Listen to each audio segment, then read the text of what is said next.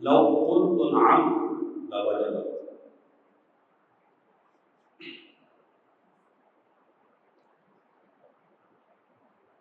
صدق اللہ العظیم. ہم نے مسلم شریف کی حدیث کا کچھ حصہ تلاوت کیا اور اس میں نبی مکرم صلی اللہ علیہ وسلم نے صحابہ کے مجمع میں فرمایا ان اللہ فرض علیکم الحج، اللہ نے تم پر حج فرض کیا، فحجوا حج. فقال رجل اکل عام او فی کل عام. ایک صحابی کھڑے ہوئے، کہنے کہ یا رسول اللہ صلی اللہ علیہ وسلم یہ جو حج فرض ہے ہر سال ہے یا ایک مرتبہ ہے؟ صحابی فرماتے ہیں جب میں نے یہ سوال کیا پوچھا تو حضور خاموش ہے، فسکت. پھر صحابی نے کہا اکل عام او فی کل عام، حضور خاموش رہے. تیسری مرتبہ جب کہا تو حضور علیہ السلام نے فرمایا لو قلت نعم لوجبت، فرمایا اس رب ذوالجلال کی عزت کی قسم جس نے مجھے نبی برحق بنا کر بھیجا، اگر میں کہہ دیتا ہر سال حج فرض ہے تو پھر ہر سال حج فرض ہوتا.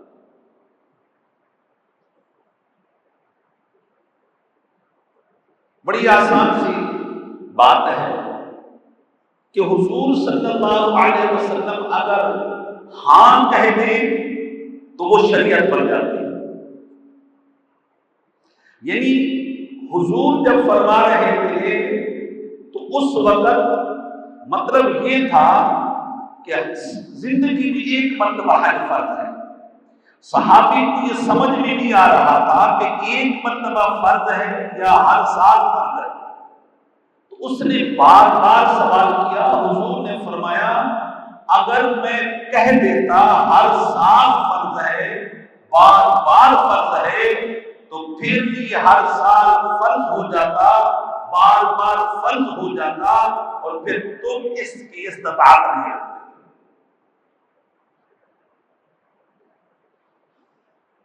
مولا علی قاری حنفی نے لکھا ہے قال الطیبی قیل دل علی ان الاجابہ کان مفوضا الیہ.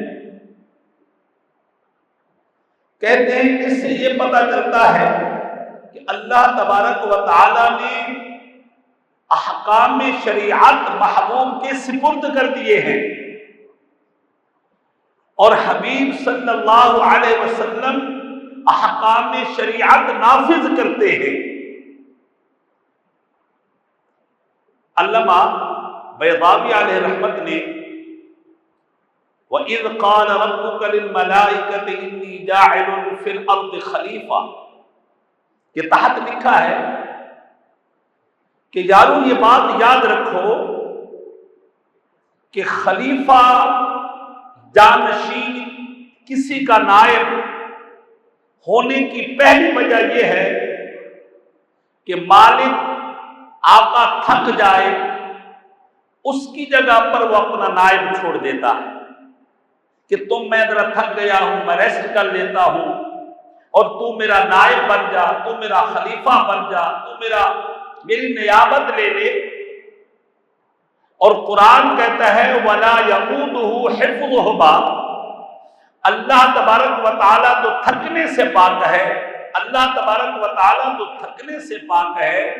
جب وہ تھکنے سے پاک ہے تو اس نے مصطفیٰ کو خلیفہ کیوں بنایا؟ خلیفہ تو تھکنے کے بعد بنایا جاتا ہے. بوجھ زیادہ آ گیا ہے تبھی خلیفہ بنایا جاتا ہے. اللہ تھکنے سے پاک ہے. اور جب تھک جاتا ہے، نیند آنے لگتی ہے، تو وہ کسی بندے کو کہتا ہے میں ذرا سستا لیتا ہوں، مجھے نیند آ رہی ہے، اور اتنا دیر کے لیے تو میرا نائب بن جا، میرا خلیفہ بن جا، اتنا دیر کے لیے۔ تو فرماتے ہیں امام بیضاوی علیہ رحمت، اللہ تبارک و تعالیٰ سونے سے پاک ہے، اونگنے سے پاک ہے، تھکنے سے پاک ہے، پھر بھی اللہ نے مصطفیٰ کو خلیفہ کیوں بنایا؟ اچھا، خلیفہ بنایا جاتا ہے کسی کے انتقال کے بعد۔ اللہ تبارک و تعالیٰ انتقال، منتقل ہونے سے، موت، فوت سے پاک ہے۔ اب خلیفہ بنانے کے 3 وجہ تھی، اور اللہ کے لیے وہ تینوں وجہ پائی نہیں جاتی۔ اللہ تھکتا نہیں ہے، اللہ سوتا نہیں ہے، اللہ مرنے سے پاک ہے، پھر بھی قرآن کہتا ہے اللہ نے اپنے خلیفہ مقرر کر رکھا ہے، پھر نائب مقرر کر رکھا ہے، اپنا جانشین مقرر کر رکھا ہے۔ علامہ بیضاوی علیہ رحمت فرماتے ہیں، لوگوں غلط فہمی میں مت رہنا، یہ خلیفے کی ضرورت اللہ کو نہیں تھی، نائب کی ضرورت اللہ کو نہیں تھی، اللہ تھکنے سے پاک ہے، اس کو ضرورت نہیں تھی، اللہ سونے سے پاک ہے، اس کو ضرورت نہیں تھی، احکام نافذ کرنے تھے، احکام کا اجرا کرنا تھا، احکام جاری کرنے تھے، اور وہ نبی کے علاوہ کوئی احکام جاری نہیں کر سکتا۔ شریعت کو نافذ کرنے کے لیے، شریعت کو جاری کرنے کے لیے اللہ کے نبی، اللہ کے خلیفے بن کر کے آتے ہیں۔ اور میں رب کعبہ کی قسم کہہ کر کہتا ہوں، شریعت کا کوئی بھی حکم مجھے دنیا بھر کا کوئی عالم ثابت کر دے یار یہ حکم اللہ کے نبی کے بغیر مجھے ملا ہے۔ عبادت کا حکم تھا، اللہ کے نبی کے بغیر مجھے ملا ہے۔ تقویٰ کا حکم تھا، اللہ کے نبی کے بغیر مجھے ملا ہے۔ اور فلاں کام کرنے کا حکم تھا، اللہ کے نبی کے بغیر مجھے ملا ہے۔ دنیا میں کوئی ایسی مثال پیش نہیں کر سکتے۔ احکام جتنے بھی ہیں وہ عبادت کے احکام ہوں، وہ ریاضت کے احکام ہوں، وہ معاملات کے احکام ہوں، سب کو دنیا میں، لوگوں میں، اللہ کی مخلوق میں جس نے نافذ کیا، جس نے جاری کیا، اسے محمد مصطفیٰ صلی اللہ علیہ وسلم کہتے ہیں۔ حضور فرماتے ہیں اگر میں یہ کہہ دیتا لَقُلْتُ ہر سال، تو پھر ہر سال فرض ہو جاتا۔ پھر فرمایا لما استطعتم، پھر تم استطاعت نہیں رکھتے۔ علامہ طیبی علیہ رحمت نے لکھا، ملا علی قاری نے اس کے حوالے سے، شیخ عبدالحق محدث دہلوی رحمت اللہ تعالی علیہ، جو ہمارے برے صغیر پاک و ہند میں جو سنی مولوی ہے، جو سنی عالم ہے، جو سنی عالم کہلوانے والے ہیں، اس کی سند چیک کرو۔ اگر اس کی سند میں شیخ عبدالحق محدث دہلوی رحمت اللہ تعالی علیہ کا تذکرہ نہیں ہے تو سمجھ لینا وہ سنی بھی نہیں اور عالم بھی نہیں ہے۔ مثلا آپ میری سند اٹھائیں، آپ میری سند اٹھائیں، میری سند میں میرے شیخ گننا شروع کر دیں۔ میرے شیخ اسماعیل ضیائی صاحب علیہ رحمت ہیں، ان کے شیخ عبد المصطفیٰ ازہری صاحب علیہ رحمت ہیں، ان کے شیخ جو ہے وہ مفتی امجد علی خان صاحب ہیں۔ اسی طرح سلسلہ بسلسلہ، سلسلہ بسلسلہ، جو پاک و ہند میں میرے آخری شیخ ہیں، میرے آخری مربی ہیں، میرے آخری استاد ہیں، میں نے جس کی سند پہ میری پہنچتی ہے وہ شیخ عبدالحق محدث دہلوی رحمۃ اللہ تعالی علیہ۔ شیخ عبدالحق محدث دہلوی علیہ رحمت نے بھی اسی حدیث کے تحت لکھا، فرمایا اس سے پتہ چلتا ہے اللہ نے احکام کی اجرا، احکام کی تنفیذ، احکام کی تشریح، احکام کی تکمیل مصطفیٰ کے حوالے کر دی ہے۔ اور جب مصطفیٰ جس کے لیے جو چاہیں اس کے لیے وہ جائز قرار دے دے، جس کے لیے جو چاہے اس کے لیے حرام قرار دے دے۔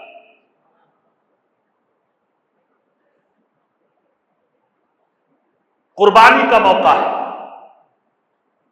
بخاری میں موجود ہے، قربانی کا موقع ہے۔ ایک صحابی جو ہے، جیسے صبح صادق کوئی 10 ذو الحجہ کی، ابھی عید الاضحیٰ ادا نہیں کی گئی تھی، اس نے قربانی کا جانور پہلے ذبح کر دیا۔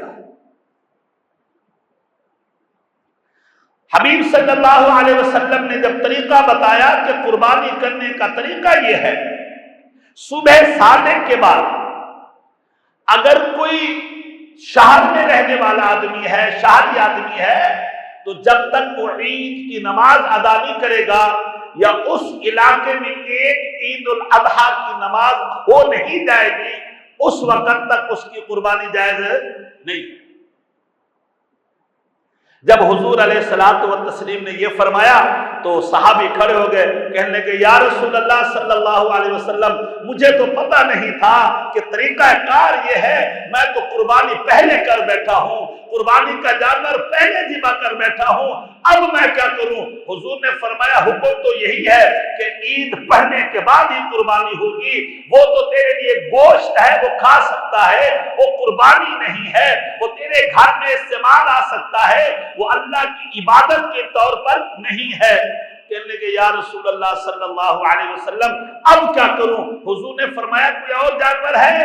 کہنے لگے نہیں یا رسول اللہ اور جانور کوئی نہیں ہے، میرے گھر میں 6 مہینے کا بکرا، وہ جو ہے نا، وہ جو بھیڑ ہوتی ہے نا، بھیڑ ایک بکری ہوتی ہے، ایک بھیڑ ہوتی ہے، فرمایا میرے گھر میں 6 مہینے کی بھیڑ کا بچہ کھڑا ہوا ہے اور کوئی نہیں ہے۔ میرے حبیب اللہ نے حضور کو شریعت کا شارع بنا کر کے بھیجا اور حاکم بنا کر کے بھیجا اور تنفیذ شریعت کرنے والا بنا کر کے بھیجا، اجراء شریعت کرنے والا بنا کر کے بھیجا۔ مصطفیٰ نے فرمایا صحابی جا تیرے لیے جائز ہے اور کوئی ایسا کر نہیں سکتا۔ یعنی 6 مہینے کی بھیڑ کا بچہ جو ہے وہ ذبح نہیں کر سکتے آپ۔ وہ جو 6 مہینے کے بارے میں لکھا ہوا ہے نا جی، وہ دمبے کے بارے میں ہے، بھیڑ کا بچہ نہیں۔ لیکن وہ بھی ایسا نہیں ہے۔ چلیے یہ مسئلہ بھی سن لیں۔ ہمارے ہاں یہ کہا جاتا ہے کہ بکری، بکرا اور بھیڑ اور اس کا جو مذکر ہے اور بڑے جانوروں میں آ جائے، وہ بڑے جانوروں میں بیل ہے اور گائے ہے اور کٹا ہے، گٹی ہے اور پھر اونٹ آ جاتے ہیں، اور اس میں یہ لکھا ہوا ہے کہ اگر دمبا 6 مہینے کا ہو، لیکن وہ ایسا نہیں ہے کہ 6 مہینے کا جائز ہو جائے گا، نہیں، اس کے لیے شرط ہے وہ 6 مہینے کا اتنا موٹا تازہ فربا ہو دمبا، اور وہ اگر سال کے دمبوں میں کھڑا کر دیا جائے اور سال کے جو جانور ہیں ان کے اندر کھڑا کر دیا جائے اور یہ دمبا جو ہے اور ان کے برابر لگے، ان کے طرح لگے، ان کے جیسا لگے، تبھی جائز ہوگا۔ ایسا نہیں ہے کہ وہ 6 مہینے کا ہو تو جائز ہو جائے گا، نہیں، 6 مہینے کا ہو اور اتنا فربا موٹا تازہ ہو کہ وہ سال بھر کے برابر لگے تبھی ہوگا، ورنہ نہیں۔ تو آپ نے دیکھا کہ حضور علیہ الصلوۃ والتسلیم نے اس آدمی کو یہ کہا کہ یہ کیونکہ چھوٹے جانور کی عمر کتنا ہے، 1 سال ہے، ہم بتا چکے ہیں پچھلے جمعہ پر، 1 سال سے کم میں قربانی نہیں ہوگی، لیکن اس صحابی نے کہا یا رسول اللہ صلی اللہ علیہ وسلم میرے پاس تو کوئی اور جانور ہی کوئی نہیں ہے اور یہ تو میں ذبح کر بیٹھا ہوں۔ میرے حبیب نے فرمایا او میرے صحابی، او میرے یار، جا تو کر سکتا ہے، کسی اور کے لیے جائز ہے۔ اچھا میرا سوال یہ ہے وہ قربانی ہوئی ہے یا نہیں ہوئی؟ وہ جو 6 مہینے کی قربانی ہو گئی یا نہیں ہوئی ہے؟ بول دیا کرو ہو گئی، ہو گئی۔ اللہ نے قرآن پاک میں نہیں فرمایا، لیکن زبان مصطفیٰ سے نکل گیا، میرے محبوب کی زبان سے نکل گیا اے تو کر سکتا ہے، پھر اللہ نے قرآن نہیں اتارا۔ محبوب یہ کیسے ہو گیا کہ ہم نے تو سال کی ایج کی شرط لگا رکھی ہے، 2 سال کی ایج کی شرط لگا رکھی ہے، یا 5 سال کی ایج کی شرط لگا رکھی ہے، آپ نے 6 مہینے والے کو جائز قرار دے دیا۔ فرمایا نہیں محبوب، ہم نے تو آپ کو شارع بنا کر کے بھیجا ہے، شارع گن بنا کر کے بھیجا ہے، آپ جیسا حکم نافذ کر دیں گے وہی شریعت بن جائے گی۔ حدیث پاک میں بہت سی ایسی مثالیں ہیں۔ غزوہ بدر میں ایک صحابی رضی اللہ تعالی عنہ جذبہ شہادت لے کر، شوق جہاد لے کر کے حضور علیہ السلام و تسلیم کی بارگاہ میں پہنچے اور اجازت لی، تلوار لے کر کے میدان میں اترے، کفار کے ساتھ وہ لڑتے لڑتے ان کی تلوار ٹوٹ گئی، لڑتے لڑتے ان کی تلوار ٹوٹ گئی۔ اب ظاہر صاحب وہ صحابی ڈائریکٹ حضور کی بارگاہ میں آیا، کہنے کا یا رسول اللہ آپ مجھے ایک تلوار دلا دے، مجھے میں اگر ان کے کشتوں کے پشتے بھی لگا دوں تو پھر یاد رکھنا۔ حضور علیہ السلام و تسلیم نے فرمایا تلواریں تو ویسے بھی ہمارے پاس کم ہیں، لوگ زیادہ ہیں۔ حضور نے ایسے دیکھا ایک چیز پڑی ہوئی تھی، فرمایا اس کو اٹھا لے، یہ تلوار ہے۔ صحابی کہتے ہیں رب کعبہ کی قسم میں دیکھ رہا تھا وہ لکڑی تھی، میں دیکھ رہا تھا وہ لاٹھی تھی، میں دیکھ رہا تھا وہ لاٹھی تھی، لیکن مصطفیٰ نے کہا اس کو اٹھا لے، یہ تلوار ہے۔ جب میں نے ہاتھ میں اٹھایا رب کعبہ کی قسم وہ تلوار بن چکی تھی۔ اور میرے امام نے پھر صحیح کہا، فرمایا وہ زبان جن کو سب کن کی کنجی کہیں، وہ زبان جن کو سب کن کی کنجی کہیں، اس کی نافذ حکومت پہ لاکھوں سلام، اس کی نافذ حکومت پہ لاکھوں سلام۔ اللہ اکبر۔ اللہ نے اپنے محبوب کو اختیار دے کر کے بھیجا۔ علماء نے لکھا ہے اللہ کے حبیب صلی اللہ علیہ وسلم انہ کان یخص من شاء بما شاء من الاحکام، فرمایا یہ نبی کی خصوصیات میں سے تھا، نبی کے اختیارات میں سے تھا، نبی کے تصرفات میں سے تھا، اللہ تبارک و تعالیٰ کی نیابت میں سے تھا اور خلیفہ بنانے کی وجہ سے تھا۔ انہو کان یخص من شاء بما شاء من الاحکام، میرے حبیب جس کے لیے جو چاہتے جتنا چاہتے احکام نافذ کر دیتے وہ شریعت بن جاتی۔ یار میرے بات سنو، اگر کوئی یہ کہے نبی تو کچھ کر نہیں سکتا، نبی مالک و مختار ہی نہیں ہے، خلیفے ایسے ہوتے ہیں، چلو آپ بتا دیں یار، بول دیا کریں ایسے کبھی آپ نے خلیفے دیکھے ہیں کہ حاکم خلیفہ بنا کر کے بھیجے، ہاتھ باندھ کر کے بھیجے، خلیفہ بنا کر کے بھیجے، اختیار سلب کر کے بھیجے، خلیفہ بنا کر کے بھیجے، اختیار کچھ ہی نہ دے، تو کون سا خلیفہ ہے یار یہ؟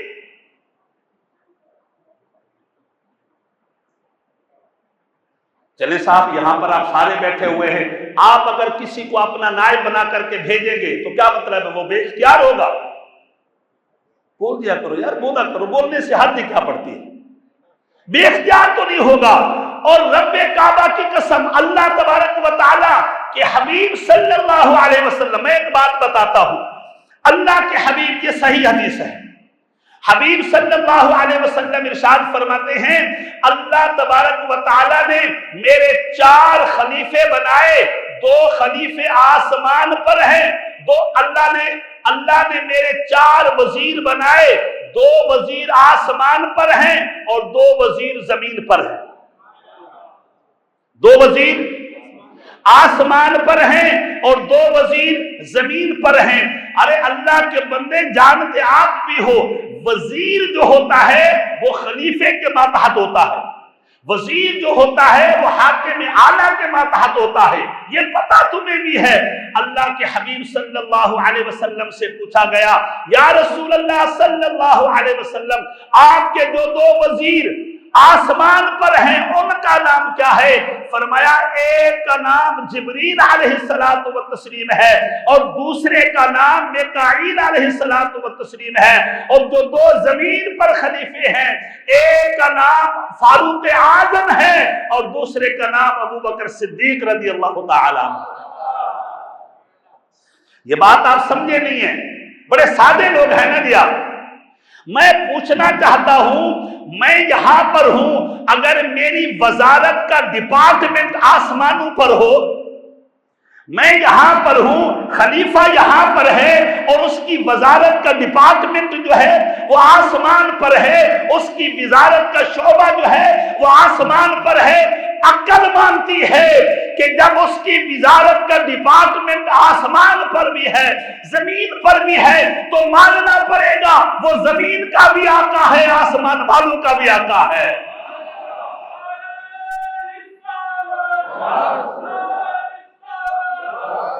مولویوں زور لگاؤ، یا تو نبی کے خلیفے ثابت نہ کرو، اگر نبی کے وزیر آسمان پر ثابت ہوتے ہیں تو آسمان پر نبی کی خلافت بھی، یہ صحیح حدیث ہے۔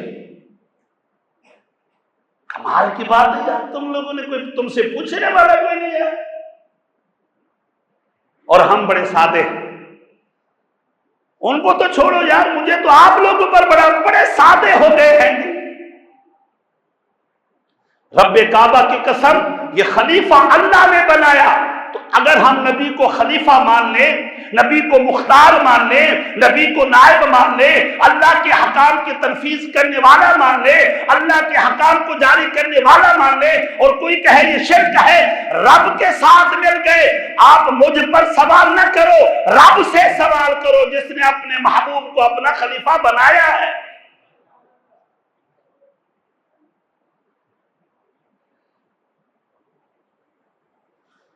اللہ کے حبیب صلی اللہ علیہ وسلم نے فرمایا حج کیا کرو، اور آپ نے فرمایا زندگی میں ایک مرتبہ حج فرض ہے، بار بار جتنے بھی آپ حج کریں گے یہ نفلی حج ہوں گے۔ کیا ہوں گے؟ نفلی حج ہوں گے۔ میں آپ کو ایک دو مسئلے سنا دیتا ہوں۔ قربانی کے مسائل چل رہے ہیں تو چلے قربانی بھی کے ایک دو مسئلے ہم سن لیتے ہیں۔ ہم نے پچھلے درس میں بتایا تھا کہ قربانی کسے کہتے ہیں۔ اب علماء نے کہا ہے کہ قربانی کا رکن ہوتا ہے، رکن کا مطلب ہوتا ہے کہ وہ شے اسی کے ساتھ قائم ہوتی ہے، وہ شے پائی جائے گی تو قیام ہوگا ورنہ نہیں ہوگا۔ کہتے ہیں ذبح ما يجوز ذبحه في الأضحية بنية الأضحية في أيامها۔ کہتے ہیں جس چیز کا ذبح کرنا اور ایام قربانی میں ذبح کرنا اور قربانی کے نیت سے ذبح کرنا یہ ضروری ہے، یہ رکن ہے۔ اگر آپ نے ایام قربانی میں ذبح نہیں کیا تو قربانی نہیں ہوگی، اور نیت قربانی سے ذبح نہیں کیا تو قربانی نہیں ہوگی، اور جو قربانی کے جواز کے جانور ہیں ان کو ذبح نہیں کیا تو قربانی نہیں ہوگی۔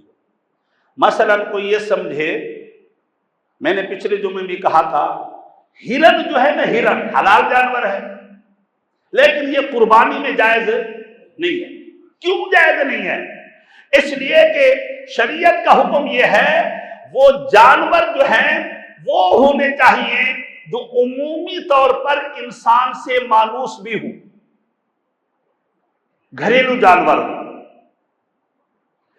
اب کیونکہ ہرن مانوس نہیں ہے، کوئی بھی بندہ ہرن کو پکڑنے جائے تو ہرن بھاگ جاتا ہے، تو مانوس تو نہ ہوا نا۔ اور جانور کے لیے ضروری یہ ہے کہ وہ مانوس ہو، اچھا چلے ہمارے گھروں میں بھی جانور بعض مرتبہ بھاگ جاتے ہیں، تو ایک دو مرتبہ بھاگنے کا مسئلہ نہیں ہے،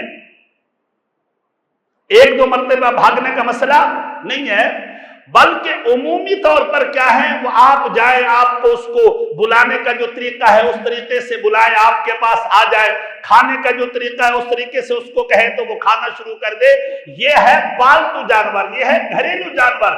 لیکن ہرن جو ہے یہ کیونکہ جنگلی جانور ہے، بھاگنے والا جانور ہے، غیر مانوس جانور ہے، اس لیے ہرن کی قربانی جائز نہیں ہے۔ اب کوئی شخص یہ کہے کہ بھائی ہم نے تو دیکھا ہے لوگوں نے تو ہرن پالے ہوئے ہوتے ہیں، ہرن پالے ہوئے ہوتے ہیں، اور میرے بھائی آپ پورے کراچی میں ڈھونڈیں تو 100 میں سے 10 بندے ملیں گے جن کے پاس ہرن ہوگا، 90 بندے ایسے ہیں جن کے پاس ہرن نہیں ہے، تو سیدھی سیدھی بات ہے اس کی اکثریت کا حکم نہیں جو ہوگا، قلت کا حکم ہوگا۔ اگر بہت کم ایسے ہرن مل جائے جو بندے سے مانوس ہو جائے تو تب بھی ہم اس کو قربانی کا جانور نہیں کہیں گے، حلال جانور ہے، قربانی کا جانور نہیں ہے۔ قربانی کے جانور کے لیے ضروری ہے وہ بندے سے عمومی طور پر مانوس ہوتا۔ اگلا یہ کہتے ہیں صفت و تضحیہ، یہ قربانی کی تعریف کیا ہے، کیسے پتہ چلے گا کہ یہ کون سی قربانی ہے؟ تو کہتے ہیں فتضحیۃ نوعان، قربانی کی 2 قسمیں ہیں، ایک قربانی واجب ہوتی ہے، ایک قربانی جو ہے وہ نفلی قربانی ہوتی ہے۔ قربانی واجب جو ہے یہ وہ قربانی ہوتے ہیں اگر کوئی منت مان لے کہ اگر میرا یہ کام ہو گیا تو میں اللہ کے لیے 1 بکرا ذبح کروں گا، 2 بکرے کے ذبح کروں گا، 3، یہ قربانی واجب ہے۔ یہ قربانی کیا ہے؟ کیونکہ آپ نے ابتدائی وجوب کے ساتھ کیا ہے، اللہ کی رضا کے لیے ارادہ کیا ہے، اللہ کی خوشنودی کا ارادہ کیا ہے، تو یہ کیا ہے؟ قربانی واجب ہے۔ تو بہرحال قربانی جو ہے اس کے جانور کی ایج کیا ہے یہ ہم بتا چکے ہیں، اور کب قربانی کرنی چاہیے یہ ہم بتا چکے ہیں۔ قربانی کا جانور ہو، اس کی ایج مقرر ہو، اور پھر جو ہے وہ نیت قربانی بھی ہو، اور دن بھی قربانی کے ہوں۔ دن بھی کتنے دن ہیں قربانی کے پتہ ہے آپ کو؟ بول دو یار، بول دو، کون کون سے ہیں؟ 10 ذو الحجہ کی صبح صادق سے لے کر کے 12 ذو الحجہ کی مغرب تک یہ قربانی ہوگی۔ یہ 13 والی کہانی پتہ نہیں یہاں پر ہوتی ہے، ہمیں بھی پتہ آپ کو بھی ہے، لیکن یہ 13 والے دن جو ہے نا یہ کیا ہوتا، قربانی نہیں ہوگی، بلکہ یہ محض کھانا کھانا ہوگا، اونٹ ذبح کرنے ہوں گے، ایک جو ہے نا بنس روڈ پر نیا تماشا کرنا ہوگا، بہرحال وہ قربانی نہیں ہوگی۔ قربانی کے 3 دن ہیں۔ اللہ تعالی ہمارا درس قبول فرمائے۔ السلام علیکم۔